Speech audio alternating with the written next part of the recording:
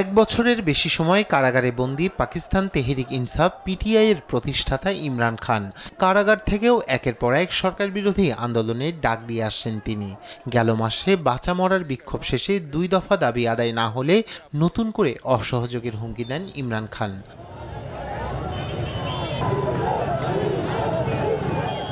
তবে দলের নেতাদের অনুরোধে অসহযোগ আন্দোলন কয়েকদিনের জন্য পিছিয়ে দিয়েছেন ইমরান। মঙ্গলবার আদিয়ালা জেলের বাহিরে সাংবাদিকদের এই তথ্য জানান সাবেক পাক প্রধানমন্ত্রীর বোন আলিমা খান। दो मुतालबात है इमरान खान के, वो मैंने आपके सामने रख दिए हैं। ये जो मर्जी कर लें। ইমরান খান দেশ নিয়ে উদ্বিগ্ন। দাবি পূরণ না হলে তিনি প্রবাসী পাকিস্তানিদের রেমিটেন্স পাঠানো বন্ধের আহ্বান জানাবেন। তবে আরও কয়েকদিন অপেক্ষা করবেন তিনি। ইতিমধ্যে ইমরান সরকারকে তার 2টি দাবি পূরণের আহ্বান জানিয়েছেন। এজন্য একটি কমিটি করা হয়েছে।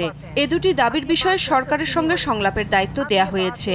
ইমরান সতর্ক করেছেন, যদি তার দাবিগুলো পূরণ না হয় তবে অসহযোগ আন্দোলন শুরুর ঘোষণা দেবেন তিনি। और ऊपर से छुप के मारोगे हमें, आओ सामने आके जिसने मारने आके मारे। এর আগে চলতি মাসের শুরুর দিকে সামাজিক যোগাযোগ মাধ্যম এক্সে দেওয়া এক পোস্টে ইমরান খান 26 নভেম্বর ইসলামাবাদে পিটিআই এর সমাবেশে এবং দেশজুড়ে সহিংসতার ঘটনার একটি বিচার বিভাগীয় তদন্তের দাবি জানান।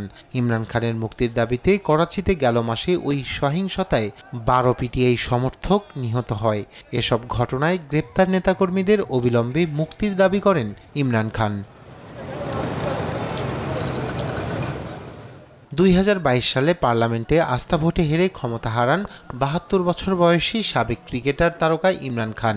এরপর থেকে তার বিরুদ্ধে প্রায় 200 মামলা হয়েছে। বেশ কিছু মামলায় সাজাও হয়েছে তার।